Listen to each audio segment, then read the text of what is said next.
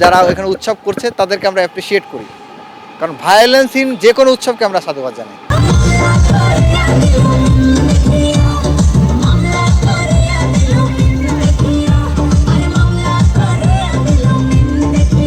উল্লাস আসলে সবারই করার বৈধতা রয়েছে, যে কেউ উল্লাস করতে পারে। নির্বাচনে জিতে বা হেরে যে কোনো উৎসব, সবসময় উৎসবের আমেজ থাকা উচিত আমি মনে করি।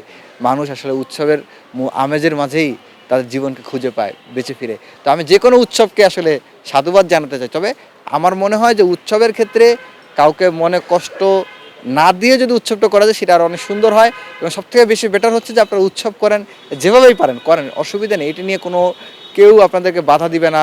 মানে ভায়োলেন্সহীন যে কোনো উৎসব আমরা অ্যাপ্রিসিয়েট করি, কিন্তু আমি ব্যক্তিগতভাবে অ্যাপ্রিসিয়েট করি। সেটা যদি আমাকে কটূক্তি করে বা সমালোচনা করেও যদি আপনার উৎসব করা, সেটাকে আমি অ্যাপ্রিসিয়েট করি এবং হাতে তালি দিতে চাই। কিন্তু আমরা সেটিকে নিরুৎসাহিত করতে চাই যেই উৎসবে আসলে ভায়োলেন্স। আপনি দেখেছেন নির্বাচন হয়েছে গতকালকে, ফলাফল আসতে দেরি হয় নাই, এরই মধ্যে সারা দেশ জুড়ে আমি এখন আপনাকে মিনিমাম 10টা কনস্টিটিউয়েন্সির নাম বলে দিতে পারবো যেখানে আপনার টার্গেট করে করে পরাজিত যে ভিন্ন মতের প্রার্থী রয়েছে তার উপর নৃশংস হামলা চালানো হচ্ছে, বিজয়ী প্রার্থীরা হামলা চালাচ্ছে। বিএনপির জোটের যারা আছে, বিএনপির দলীয় যে সকল নেতাকর্মী সন্ত্রাসীরা আছে তারা হামলা চালাচ্ছে, টার্গেট করে করে ব্যবসায়িক বাড়িঘর ভাঙচুর চালানো হচ্ছে, দোকানপাট ভাঙচুর চালানো হচ্ছে, মেরে ফেলার চেষ্টা করা হচ্ছে, হাত পা ভেঙে দিচ্ছে, রক্তাক্ত করছে। আপনারা উৎসব করেন কিন্তু এই ধরনের ভায়োলেন্সপূর্ণ উৎসব করেন না। আমরা এই ভায়োলেন্সের নিন্দা জানাই।